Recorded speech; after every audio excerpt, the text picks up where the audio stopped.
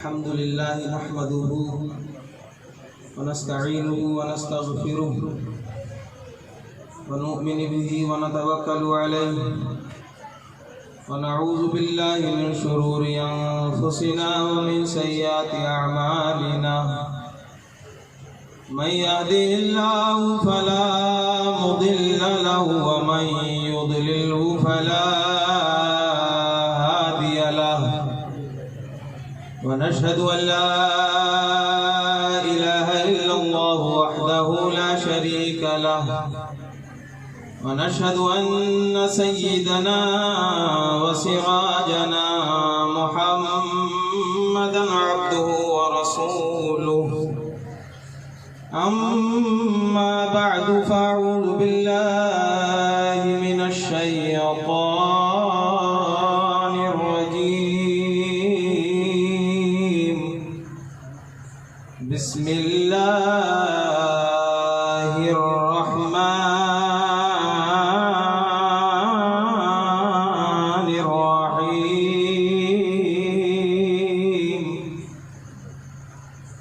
وقال تبارك وتعالى في القرآن العظيم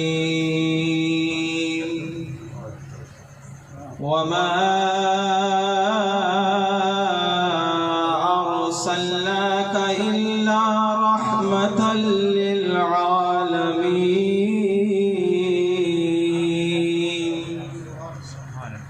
آمنت بالله صدق الله مولانا العلي العظيم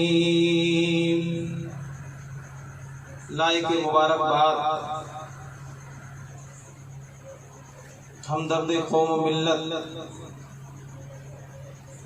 حضرت علامہ مولانا ریاض الحق صاحب قبلہ اور محب گرامی وقار استاذ العلماء استاذ الحفاظ والقراء حضرت مولانا فاروق احمد صاحب قبلہ حضرت علامہ افسر مصباحی صاحب قبلہ شہنشاہ ترنم بھائی طفیل رضا حشمتی صاحب قبلہ و دیگر معزز علماء اکرام یہاں جلوہ فرمائیں۔ اللہ کا شکر ہے اور بڑی خوشی کی بات ہے کہ حضور کی آمد کے سلسلے میں حضرت مولانا ریاض الحق صاحب نے یہ محفل میلاد سجائی ہے۔ جب حضور کی محفل ہوتی ہے تو نور برستا ہے۔ کیا برستا ہے؟ نور برستا ہے۔ ان علماء اکرام کی جوتیوں کو اپنے سر کا تاج بناتے ہوئے نبی کی بارگاہ میں نعت کے چند اشعار پیش کرتا ہوں۔ ملاحظہ فرمائیں، محبت سے کہہ دیں سبحان اللہ۔ کہیں دور سے نہیں آؤں، رہنے والا تو بریلی شریف کا ہوں الحمدللہ، لیکن انبر مسجد کا امام ہوں بھلاڑ سے۔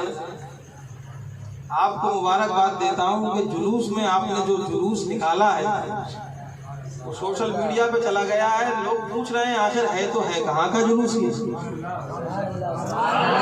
ارے بولو نا سری گاؤں والوں، بولو۔ ہمارے پیچھے شاعر صاحب بیٹھے ہیں، نام تو یاد نہیں لیکن ان کا ویلکم مجھے اب بھی یاد ہے۔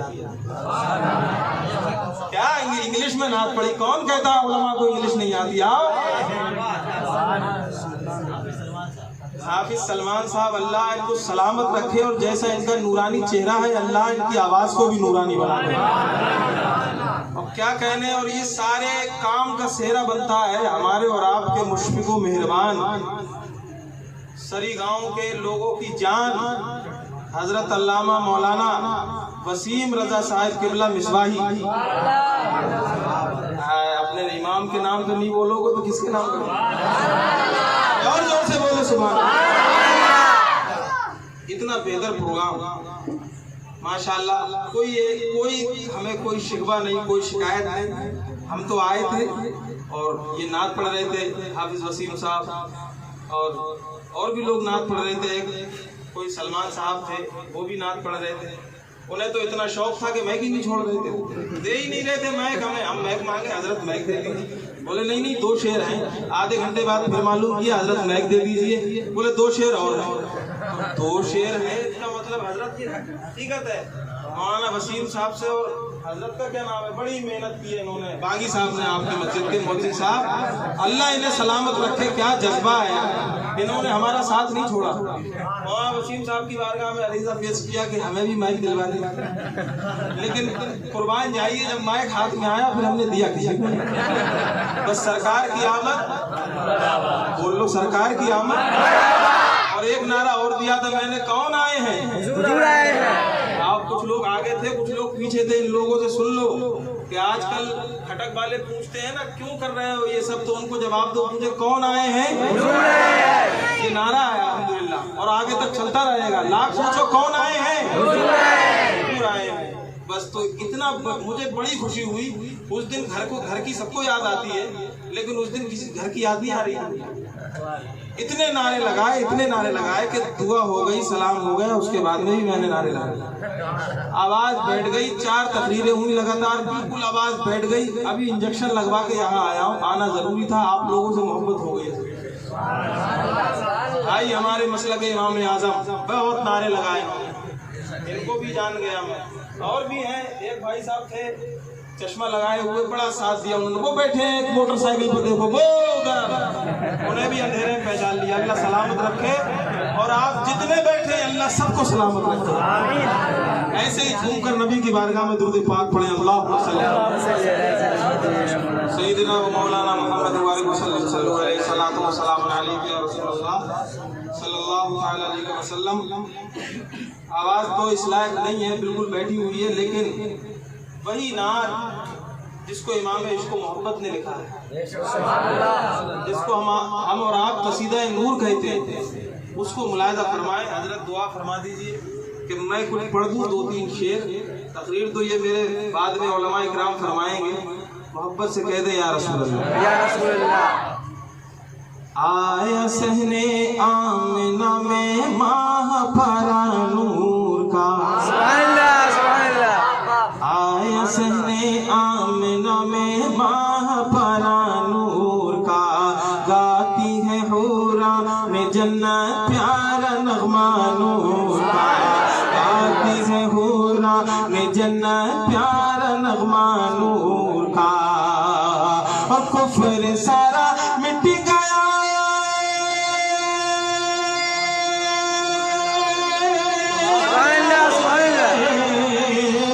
कुफ्र सारा मिट गया, फैला उजाला नूर का। सुबह तैबा में हुई है, सुबह तैबा में हुई, बटता है बड़ा नूर का। या रसूल अल्लाह, अरे सदका लेने नूर का आया है धड़ा नूर का, सदका लेने नूर का।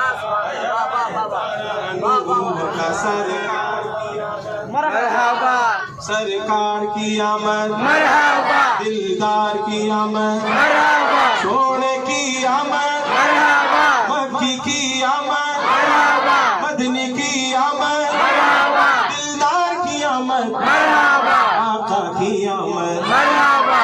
सदका लेने नूर का आया है धारा नूर का, सदका लेने नूर का आया है धारा नूर का। वसीम साहब को सलामत रखे, इन्होंने तबलीग की है। आप लोगों को मालूम है कि कब बोलना है सुभान अल्लाह और कब आकर के नजराना देना है मौलाना साहब। इन्होंने समझा दिया आपको, और देते रहा करो तुम्हें। हाँ, अरे देना चाहिए। इसकी मिसाल दे दूंगा तो आपको मजा आ जाएगा। जब दोगे तो बढ़ेगा इंशाल्लाह, कम नहीं होगा, ये याद रखना है। नियतुल मोमिन खैरुम मिन अमली, नियत अच्छी होना चाहिए कि मैं आलिम दीन को नायब रसूल को दे रहा हूँ, गोया के हुजूर की मदद कर रहा हूँ, गोया के हुजूर की मदद कर रहा हूँ। हुजूर फरमाते हैं जिसने किसी आलिम को देखा मुझे देखा, किसी आलिम से मुसाफा किया मुझसे मुसाफा किया। सुन्नियों कुर्बान जाओ, 5 वक्त अपने इमाम को देखते हो, समझो कि मुस्तफा के चेहरे की ज़ियारत। अब झूम के पढ़े, सदका लेने नूर का फातिमा खैरुन्निसा का सारा कुंभा नूर का। कैसे नूर का? अली नूर, फातिमा नूर, हसन नूर, हुसैन नूर, اور 5 میں میرے مصطفیٰ سراپا نور۔ یہ پنجتن پاک ہوئے جو نور ہیں۔ فرماتے ہیں فاطمہ خیر النساء کا سارا کنبہ نور کا، مرتضیٰ کے لاڈلوں کا کل گھرانہ نور کا۔ اور صرف اتنا ہی نہیں، ارے جو امام کربلا سے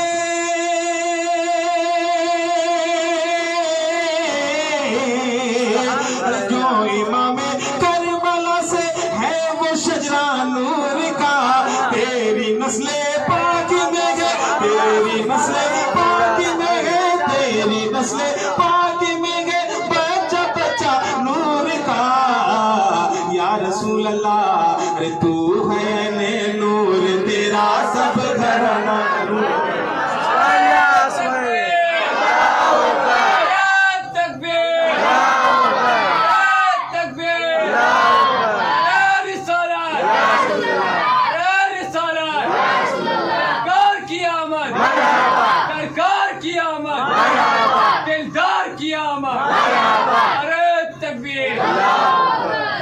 آپ اٹھ کے آ جائیے اور یہ نذرانہ لے جائیے۔ انہوں نے سمجھا درد کو کہ مولانا صاحب تھکے ہوئے ہیں، تو انہوں نے درد کو سمجھا۔ کہیں سبحان اللہ۔ اس کو سنبھال کے رکھ لینا، سنبھال کے رکھ لینا، اس کو خرچ مت کر دینا برکت کے لیے۔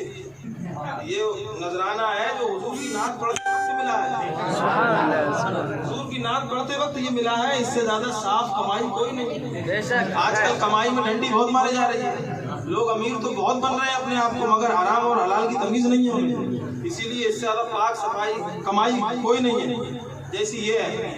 الحمدللہ، جھوم کے بولے سبحان اللہ۔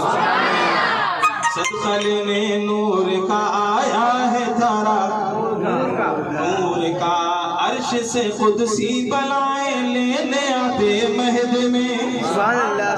معلوم ہے آپ کو آج لوگ چندریان 3 چلا موضوع، ارے چندریان 3 چلا یا نہیں چلا؟ یار جس نے موبائل چلا ہو فیس بک کو بتا دے چلا یا نہیں چلا کہ صاحب چندریان 3 چاند پہ پہنچ گئے، چاند پہ پہنچ گئے، ترانے گا رہے ہیں، چاند پہ پہنچ گئے اور اپنے بچوں کو درس دینے لگے سائنس کا۔ لوگوں سائنس نے اتنی ترقی کر لی کہ چاند پہ پہنچ گئے، کامیابی حاصل کر لی، لوگوں کو درس دیتے ہیں۔ آپ بھی اپنے بچوں کو اسکول میں پڑھاتے ہیں۔ مولانا ریاض الحق نے مدرسہ قائم کیا۔ فرق دیکھو اسکول میں جانے والے بچوں کا اور مدرسے میں جانے والے بچوں کا میرے یارو۔ آپ کا بچہ اسکول جاتا ہے، بستہ کہاں ڈالتا ہے؟ کاندھے پہ ڈالتا ہے، لیکن ایک مدرسے کا بچہ جب مدرسے کو جاتا ہے تو سینے سے قرآن لگا کر کے جاتا ہے۔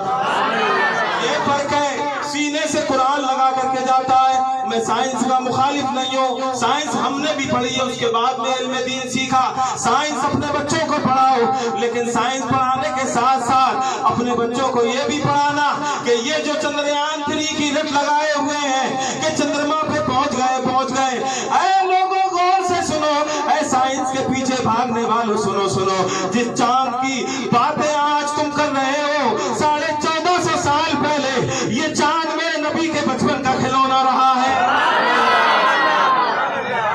میرے نبی کے بچپن کا کھلونا رہا ہے۔ آپ کی رضائی ماں حضرت حلیمہ سعدیہ فرماتی ہیں کہ جب میں اپنے بیٹے محمد عربی صلی اللہ علیہ وسلم کو دیکھتی، کبھی کبھی غور کرتی تو یہ میرا بیٹا انگلی کو مشرق کی طرف کرتا تو چاند مشرق کی طرف چلا جاتا، مغرب کی طرف کرتا تو مغرب کی طرف چلا جاتا۔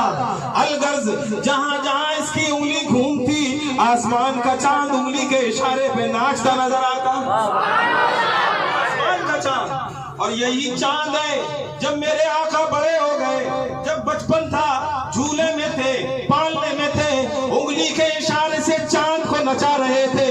آج میرے آقا 55 کے ہوئے ہیں، انگلی کا اشارہ کیا چاند کے 2 ٹکڑے کر دیے۔ کس چیز میں کھوئے ہو؟ حضور کو کہتے ہو کسی چیز کا اختیار نہیں، یہ کیا اشارہ اور 2 ٹکڑے، اور صرف ایسے نہیں کہ ہو گئے، ایک ٹکڑا پہاڑ کی اس جانب، دوسرا ٹکڑا اس جانب۔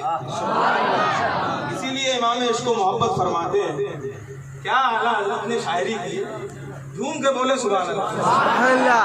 عرش سے قدسی بلائیں لینے آتے مہد میں تاجدارے دونوں عالم مسکراتے مہد میں اور مسکراتے اور غلیمہ کو ہنساتے مہد میں دیوانے مل کے پڑھنا ارے چاند جھک جا تاجدار انگلی اٹھاتے مہد میں چاند جھک جا تاجدار انگلی اٹھاتے مہد میں یا رسول اللہ ارے کیا ہی چلتا تھا اشاروں پر کھلونا نور اشاروں پر کھلونا نور کا سب مل کے پڑھے سرکار کی آمد دلدار کی آمد آقا کی آمد داتا کی آمد یا رسول اللہ درود پاک پڑھے اللہم صلی علی سیدنا سیدنا مولانا محمد بعد وسلم صلاۃ و سلام علیکہ یا رسول اللہ صلی اللہ تعالی علیہ وسلم. چھوٹی محفل ہوتی ہے چھوٹی محفل جیسی یہ بڑی مقبول اور کامیاب محفل ہوتی ہے. اس کا سنبھالنا آسان ہوتا اور جتنے بیٹھے ہوتے ہیں سب عاشق رسول ہوتے ہیں. آپ بول رہے ہیں مجھے کہنے کی ضرورت بھی نہیں پڑ رہی ہے. علماء اکرام خود دعاؤں سے نواز رہے ہیں. ان کو دیکھ کر کے آپ بھی سبحان اللہ بول رہے ہیں.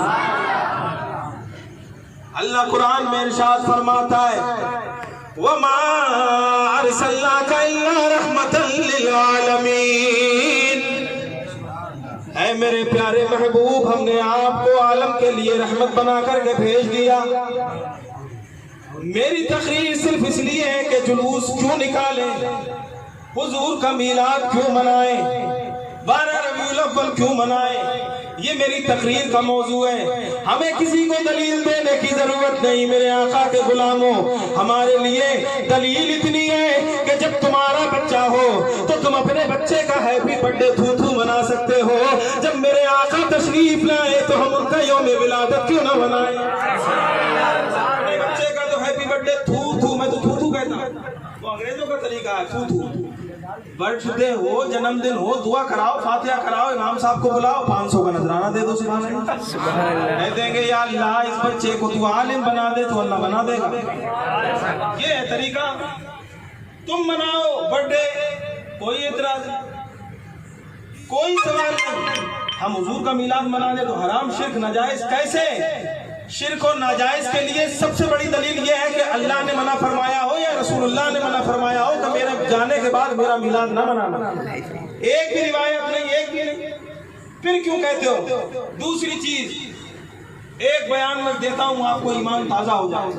ہم کیوں مناتے ہیں میلاد؟ ہمیں دلیل دینے کی ضرورت نہیں. ارے ہمارے لیے تو دلیل یہی ہے کہ اللہ نے اپنے لیے قرآن میں فرمایا, پہلا پارہ سورہ فاتحہ, اللہ ارشاد فرماتا ہے الحمدللہ رب العالمین.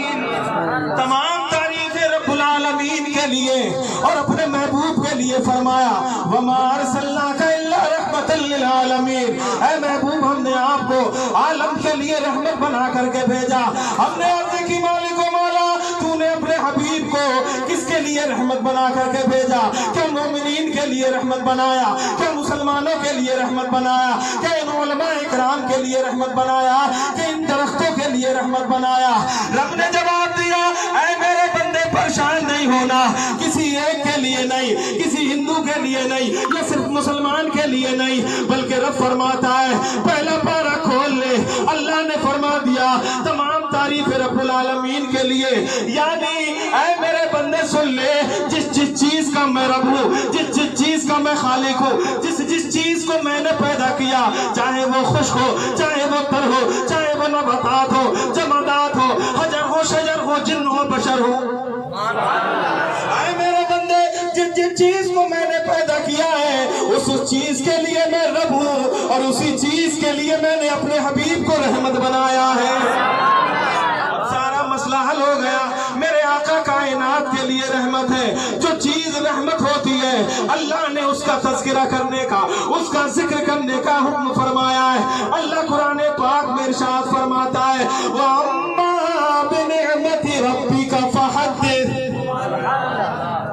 اپنے رب کی نعمتوں کا خوب چرچا کرو. آپ کے سمجھ میں آ رہی ہے؟ میں دلیلیں دے رہا ہوں، آپ کے سمجھ میں آ رہی ہے؟ اللہ نے فرمایا اپنے رب کی نعمتوں کا چرچا کرو، اب سینے پہ ہاتھ رکھ کے بتاؤ حضور سے بڑی کوئی نعمت ہے؟ سر مت ہلاؤ، 2.5 کلو کا زبان ہلاؤ، حضور سے بڑھ کے کوئی نعمت ہے؟ نہیں ہے۔ جب میرے آقا سب سے بڑی نعمت، اللہ فرماتا ہے اللہ کی نعمتوں کا چرچا کرو، ذکر کرو، تو جب حضور سب سے بڑی نعمت ہے ہمارے لیے، تو ہم ربیع الاول پہ ان کا جلوس نکال کر ان کا ذکر ہی تو کر رہے ہیں۔ یہ ہاتھوں میں جھنڈے لے کر کے سرکار کی آمد مرحبا کے نعرے لگا کر کے ہم اللہ کی نعمت کا ذکر کر رہے ہیں۔ اے میرے لوگوں، حضور ایسی اتنی بڑی نعمت ہے، اتنی بڑی نعمت ہے کہ اللہ نے آدم دیے بڑی نعمت، عیسیٰ دیے بڑی نعمت، موسیٰ کو دیا، شیش کو دیا، سلیمان کو دیا، ادریس کو دیا، یحییٰ کو دیا، زکریا کو دیا، تمام نبیوں کو اللہ نے دے دیا۔ حالانکہ یہ ہمارے لیے نعمت ہے، بڑی بڑی نعمت ہے، لیکن اللہ نے احسان نہیں جتلایا، اللہ نے بندوں پر احسان نہیں جتلایا۔ دیکھنے کے لیے ان علماء اکرام کو اور آپ کو دیکھنے کے لیے اللہ نے یہ نورانی آنکھیں دی، لیکن احسان نہیں جتلایا۔ سونگنے کے لیے، سانس لینے کے لیے اللہ نے یہ ناک دی، لیکن احسان نہیں جتلایا۔ پکڑنے کے لیے طاقت پر بازو دیے، اللہ نے احسان نہیں جتلایا۔ چلنے کے لیے یہ مضبوط قدم دیے، لیکن اللہ نے احسان نہیں جتلایا۔ یہ طاقت پر بازو، یہ پورا بدن اللہ نے دے دیا، لیکن احسان نہیں جتلایا۔ ہمیں ماں باپ دے دیے، لیکن احسان نہیں جتلایا۔ بہن بھائی دے دیے، بیوی دے دی، بچے دے دیے، دل لگانے کے لیے پیاری بیٹیاں دے دی، لیکن اللہ نے احسان نہیں جتلایا۔ لیکن جب اللہ نے 12 ربیع الاول کو اپنے محبوب کو دنیا میں بھیجا تو اللہ نے خوب ارشاد فرمایا، لقد من اللہ علی المؤمنین اذ بعث فیہم رسولا۔ اللہ نے اپنے محبوب کو مومنین میں بھیج کر احسان فرما دیا۔ مومنوں میں اللہ نے اپنے حبیب کو بھیجا، احسان جتلایا کہ اللہ نے مومنین پر احسان کیا ہو۔ اب میرے پیارے آقا کے پیارے دیوانوں، جو ہمارے لیے سب سے بڑی رحمت ہے، نعمت بھی ہے، اور اللہ نے ان پر احسان بھی جتلایا، مومنین پر بھیج کر اللہ نے احسان جتلایا۔ اب بتاؤ، جب اس نبی کا یوم ولادت آئے تو ہم کیوں نہ منائیں؟ کیوں نہ منائیں؟ اور دوسری چیز یہ، اس وجہ سے بھی ہم منائیں گے۔ بھائی صاحب ادھر سنیے، ورنہ قصہ سنا دوں گا، پھر ہنستے ہنستے لوٹ جاؤ۔ ہاں، اللہ کے ہر کام میں حکمت ہے یا نہیں؟ اللہ نے اپنے حبیب کو رحمت بنا کر کے بھیجا، ہم ان کا میلاد کیوں نہ منائیں؟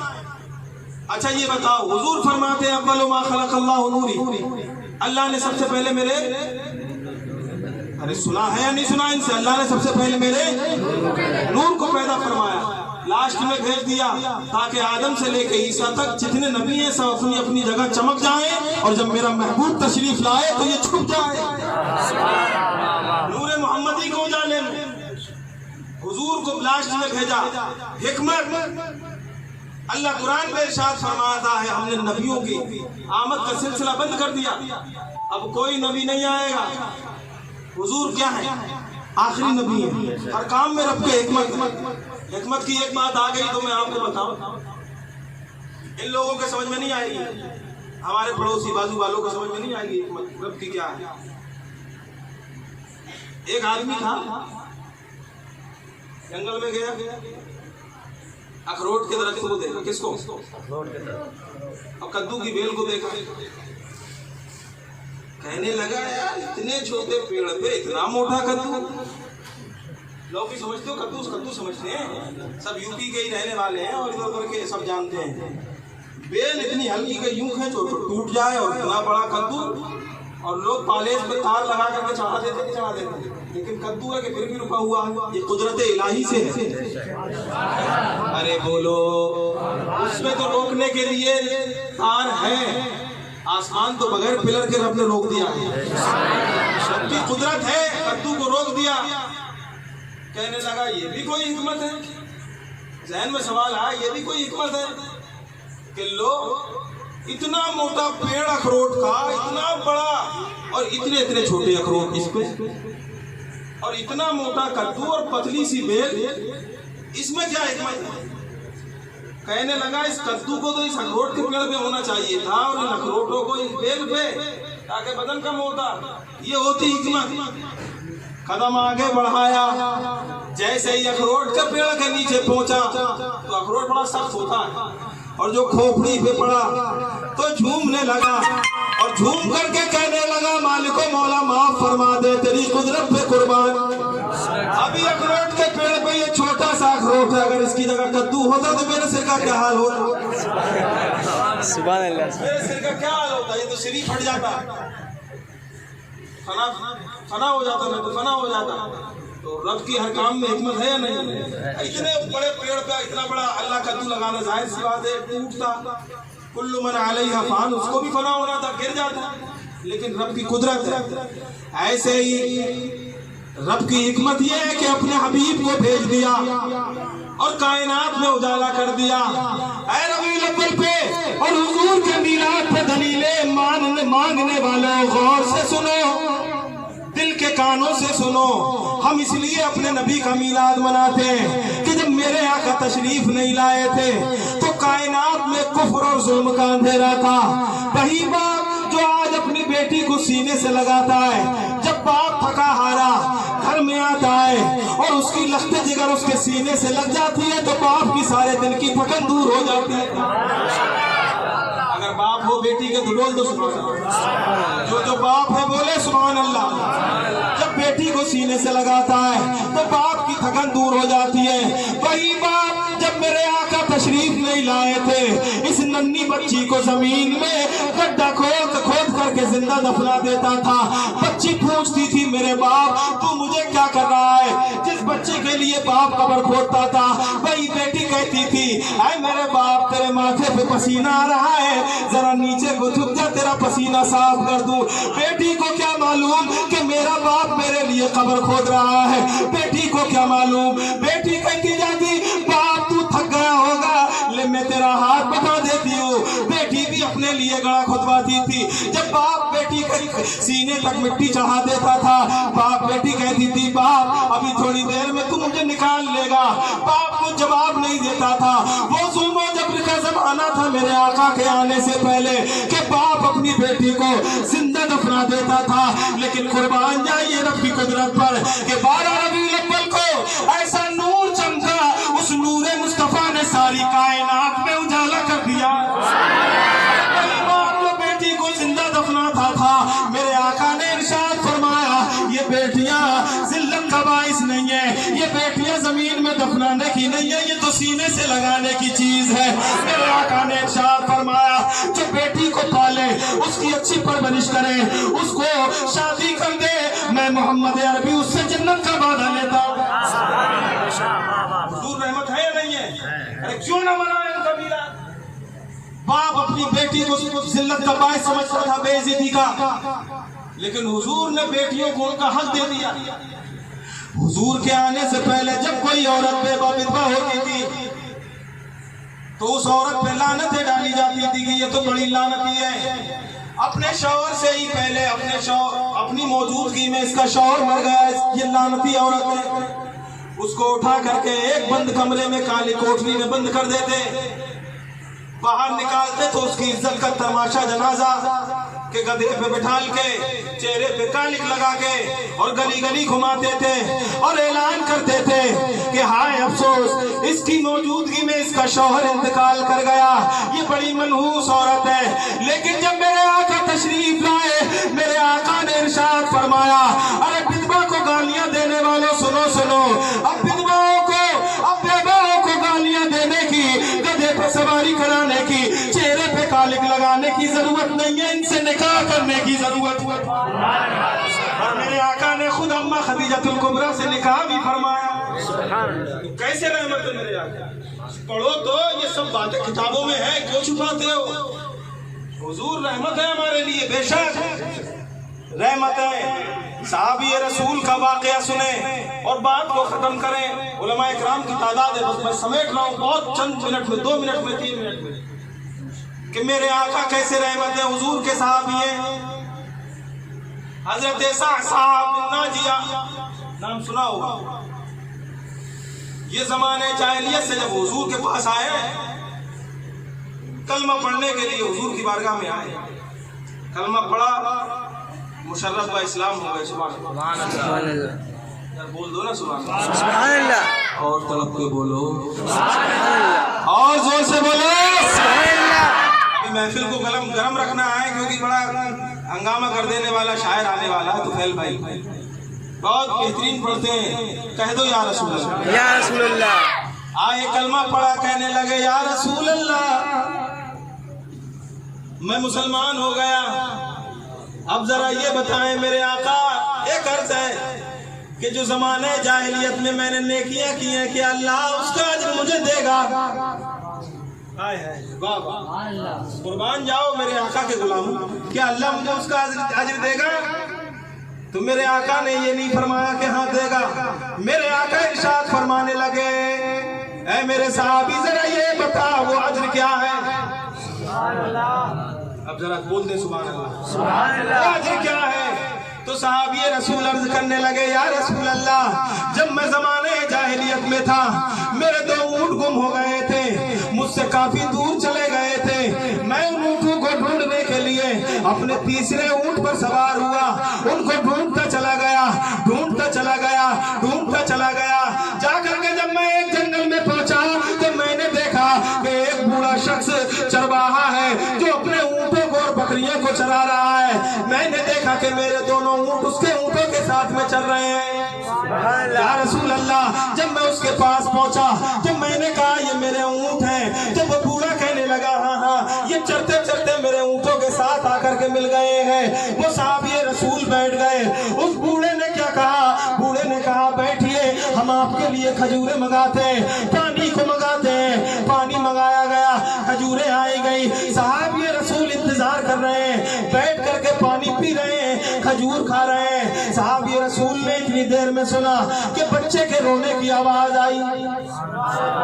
बच्चा जैसे घर में पैदा होता है बच्चा, तो रोने की आवाज आती है, वो आवाज आई। साहबी रसूल ने, इस बूढ़े ने क्या कहा आवाज देके कि कौन पैदा हुआ, लड़का या लड़की? तो साहबी रसूल ने फरमाया कि ये तो बताओ, अगर लड़की हुई तो क्या करोगे? तो बोला, लड़की अगर पैदा हुई तो यहीं जिंदा गड्ढे में इसको दफना दूंगा, गड्ढे में गड़ा खोद करके। क्यों? कि मैं अपने दामाद के आगे अपनी गर्दन झुकाना नहीं चाहता।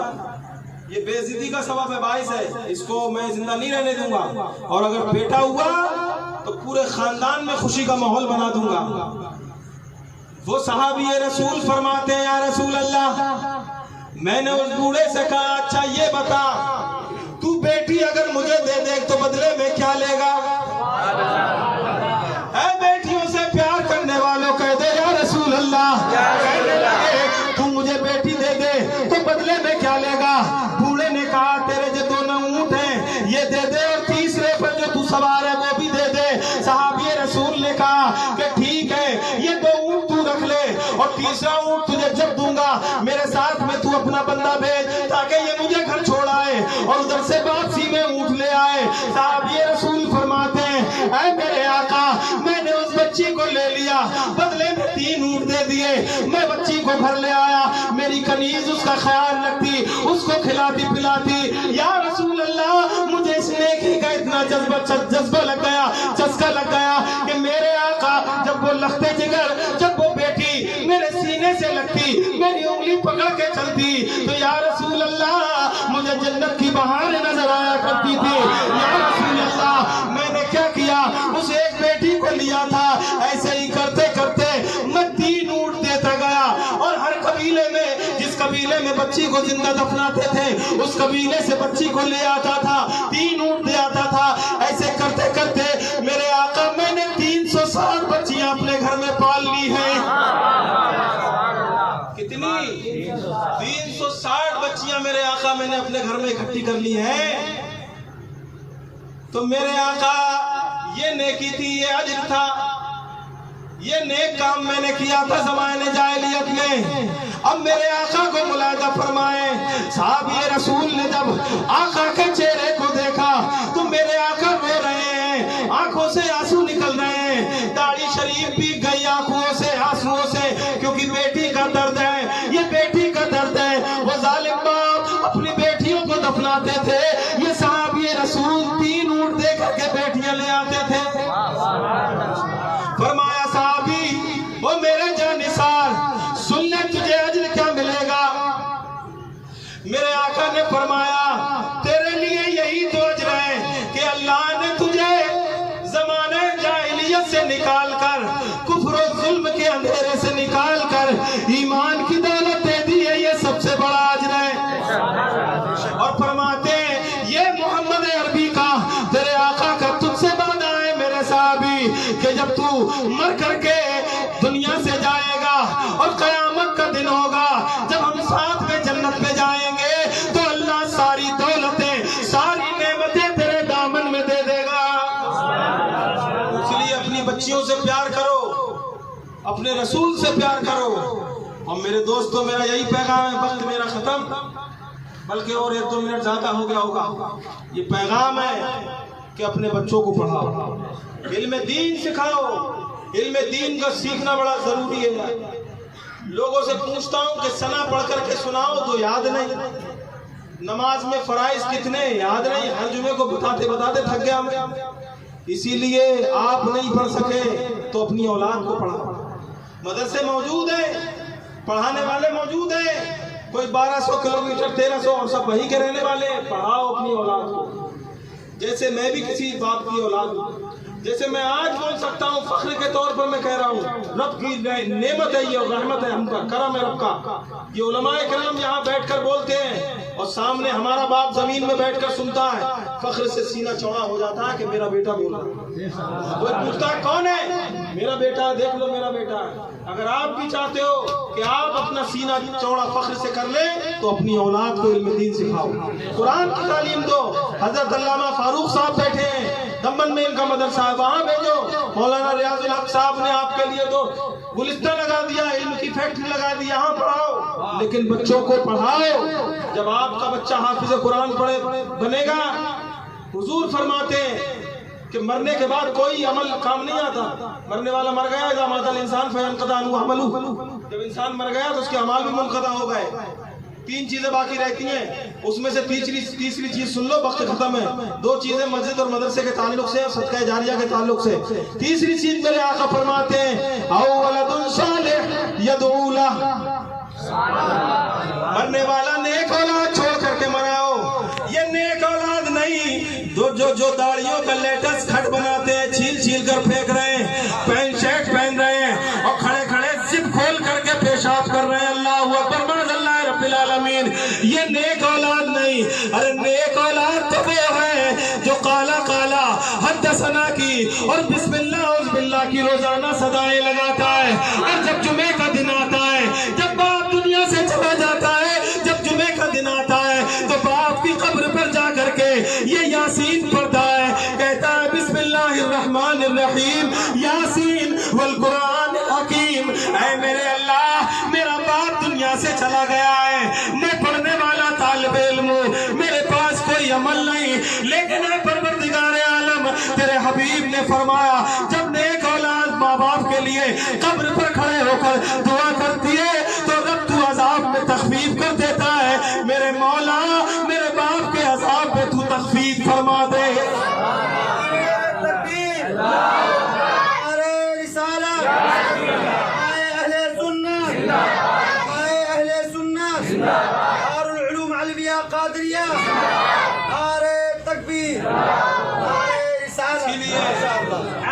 اپنے بچوں کو تعلیم دو.